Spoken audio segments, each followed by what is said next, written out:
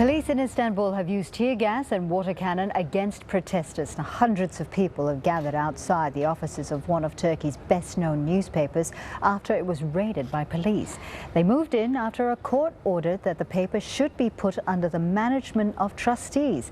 Caroline Malone has the story. Taking a stand against what people here see as a crackdown on media freedom.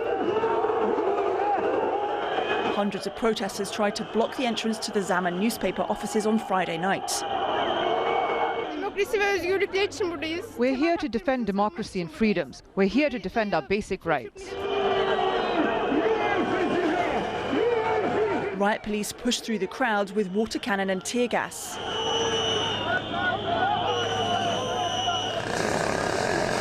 And by early Saturday morning, they'd got into the building.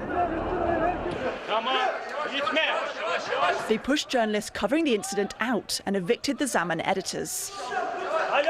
Unfortunately, it has been a habit for the last 3-4 years that anyone who is speaking against the government policies is facing either court cases or prison or such control by the government.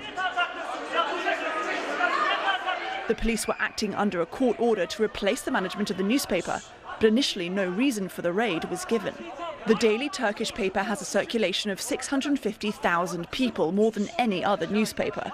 It's run by the US-based cleric Fethullah Gulen.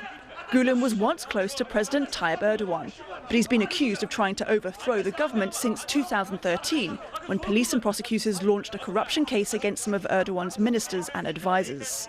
In the last few months, businessmen close to Gulen have been arrested, and media groups linked to him have been taken over by pro-government managers.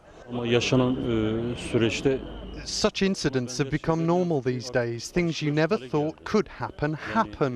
It's impossible to make sense of it. It's impossible to explain it by legal means. We condemn it.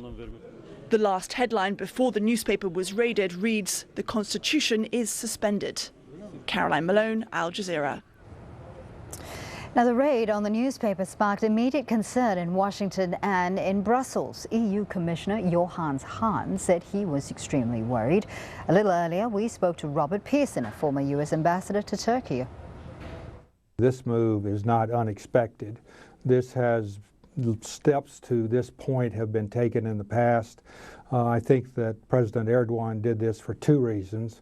One is he said last week that he didn't respect the rulings of the Constitutional Court that released two journalists who had been imprisoned, and he wants to take this opportunity as well to strike out against a former friend and close ally and now enemy, an alleged terrorist, the people who follow Mr. Fethullah Gulen. That movement were his closest allies just a few years ago and remained so until they uncovered extensive corruption in the party that Mr. Erdogan heads and tried to bring criminal indictments against some of his own ministers. So that's what caused the break. And now Mr. Erdogan refers to almost anyone who opposes his rule as a terrorist, college professors, journalists, anyone who basically disagrees with him. Hello. Police in Turkey used tear gas and water cannon to force their way through crowds of protesters to storm the headquarters of the country's largest opposition newspaper. The Zaman paper has been critical of President Erdogan. A US State Department spokesperson said the action was troubling. The BBC's Katerina Moe reports. The moment Turkish police forced their way onto the headquarters of Zaman newspaper, using tear gas and water cannons unsparingly at protesters in their way. Zaman is the country's biggest opposition paper, a vocal critic of President Erdogan, and just hours earlier, the government put it under state control. Now its editors and staff have been forced from the building as the paper takes on a new editorial line.